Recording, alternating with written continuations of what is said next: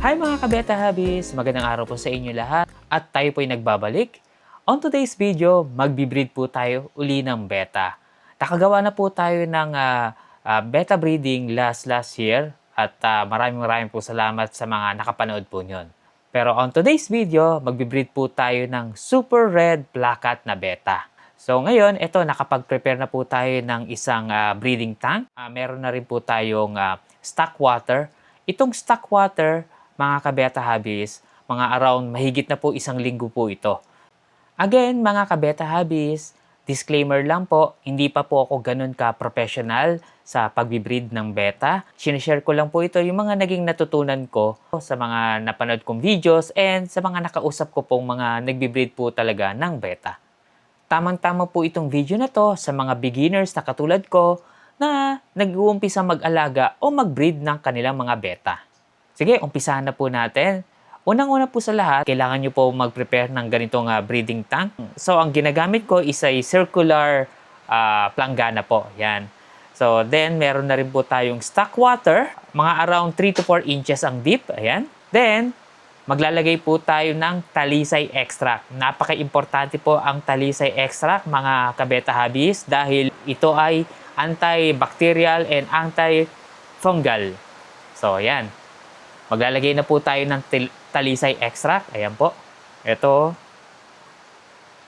Ayan. Makikita nyo is magiging yellow or brownish kulay po yung natin, stock water. So, dadagdagan ko pa. Napaka-importante po nito, itong talisay extract po. So, nailagay na po natin yung talisay extract. Ayan. So, maglalagay rin po tayo ng bubble, plastic bubble, ayan, katulad nito, and tape. Ilalagay ko po dito sa gilid. So, ang purpose kasi nito, mga kabeta habis, is yung male po natin, dito po, dapat siya mag-lay ng bubbles. Diyan ho siya gagawa ng bubble nest. So, ilalagay po natin dito, yan. Yan. Ka-tape lang po siya dyan. Yan po yun. Usog lang natin. Yan. So, ayan po, yung pinaka-plastic bubble wrap natin. Ayan, naka-tape po dyan. Pwede rin ho kayong gumamit ng yung plastic na ginagamit sa, sa yelo. Yan, pwede rin po yun. Ngayon, ilalagay na po natin ang male beta po natin. Ito po yung super red plakat po natin.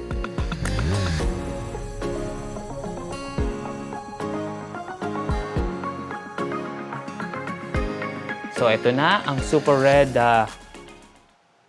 plakat po natin na male. Ayan. Lagay na po natin siya dyan sa ating breeding tank. Ayan. Maraming magtatanong, bakit po kailangan iuna ang male po natin? So, ang kasagutan po nito is, kailangan po natin iuna yung male dahil para mapamiliarize po siya sa kanyang territory. Ayan. Iiwan po natin ito. Tandaan nyo, mga kabeta habis, kailangan nyo muna iwan ito ng mga at least 30 to 1 hour dito sa breeding tank para mapamiliarize nga po siya sa kanyang territory. So, iiwan po muna natin to 30 minutes to 1 hour, tatakpan po natin siya. Okay? And by the way po pala mga kabeta habis, since nandito na rin po yung male po natin, pwede rin po kayong maglagay ng mga live plants. Yan. Since unfortunately wala po kasi akong live plants, hindi pa dumarating. So, ayan lang. Yan lang po yung meron ako ngayon. So, iiwan na po natin siya 30 minutes to 1 hour.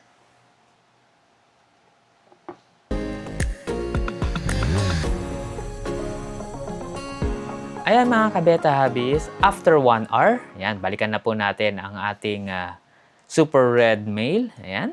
On this point, maglalagay naman ho tayo ng plastic barrier.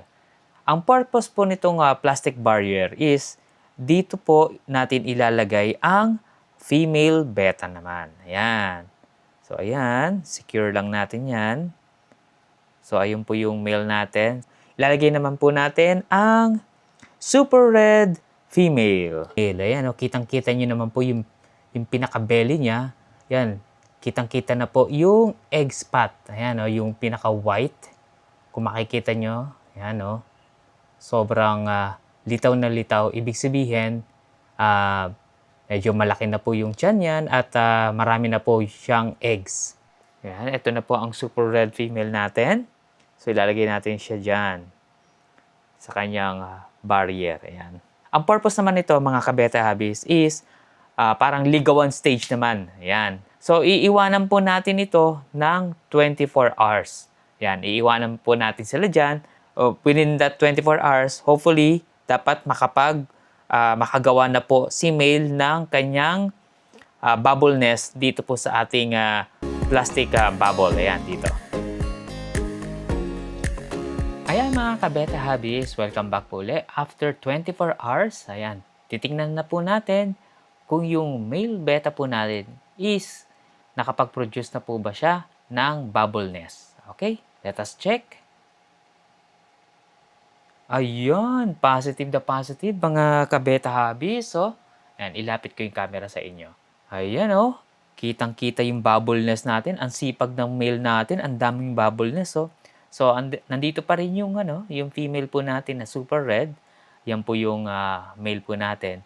Ngayon, on this point mga kabeta hobbies is bago natin i-release si female is papakainin po muna natin sila. Ang nakapag-prepare na po ako ng pagkain po nila. Ang meron lang po akong live food ngayon is yung baby brine shrimp. Pwede rin naman po kayong magpakain ng iba pang live food like bloodworm, tubifex, ayan. At pwede rin naman po yung beta pellet, pwede rin naman po yon. But right now, meron lang po akong live food is yung baby brine shrimp. Okay, pakainin lang po na natin sila ng baby brine shrimp. Ayan po, konti lang. Dahil mamaya-maya, i-release na po natin sila. Ayan. Kailangan muna silang kumain, lalo na yung female, kasi almost 24 hours din ho sila nagligawan. Parang napagod din ho sila. Yan. So, kakain muna ho sila. Iwanan muna natin sila para mga 5 minutes lang para makakain ho sila. Okay mga kabeta hobbies, I think pwede na natin siyang i-release. Ang female, ayan, i-release na po natin. Tanggalin na po natin ang plastic barrier. Ayan. So, ayan na. So, ayan mga kabeta hobbies, na-release na po natin ang female. So, ayan, medyo naghahabulan lang po sila as my observation here. Medyo quite aggressive yung, yung male natin. Sige, hayaan po muna natin silang mag-mate. At tingnan po natin, after 36 hours, titingnan po natin kung makapag-produce na po si female ng mga kanyang eggs dun sa bubble nest. Sa nakikita ko, quite aggressive sige, gagawin po natin is takpan po muna natin uli ito. After 36 hours, balikan po natin. Okay?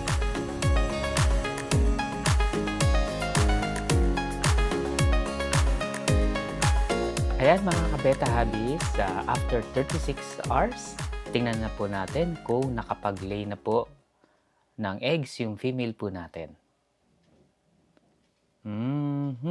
Check natin.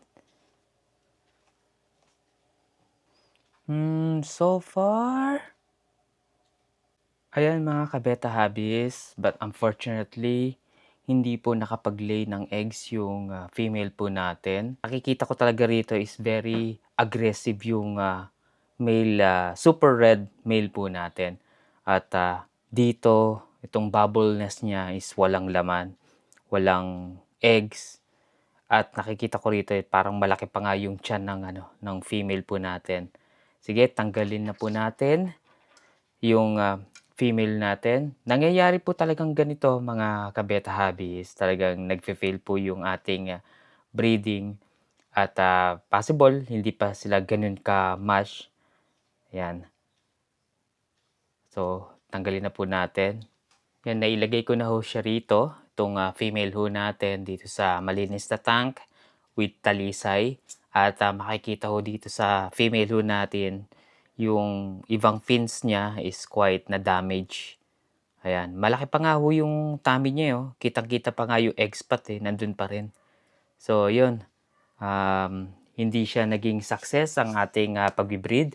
At talagang very aggressive ho yung super red male po natin. Nangyayari po talaga ito mga kabeta hobbies. Talagang hindi talaga natin may iwasan. Possible factor kasi mga kabeta hobbies is pwedeng stress or hindi pa talaga sila totally compatible. Ayan, siguro i-ano natin uli sila, i-prepare po natin uli sila, recondition uli natin silang dalawa para makapag-breed uli tayo successfully. Siguro mga kabeta hobbies, hanggang dito lang po muna ang ating video. Rest assured, gagawa pa uli tayo ng another breeding tutorial video kung saan i-recondition natin po uli itong super red beta natin, yung male and female. And hopefully, sa susunod na video is makapag-breed na po tayo successfully. So, nangyayari po itong ganito mga kabeta hobby. Hindi naman totally 100% o nagiging successful ang pag-breed ho natin. May mga fails din po tayong may encounter. Katulad po ng ganito. So, hanggang sa muli mga kabeta hobbies, kita-kits, and abangan nyo pa po ang susunod nating breeding tutorial video sa channel na ito. Maraming po salamat. Keep safe and God bless.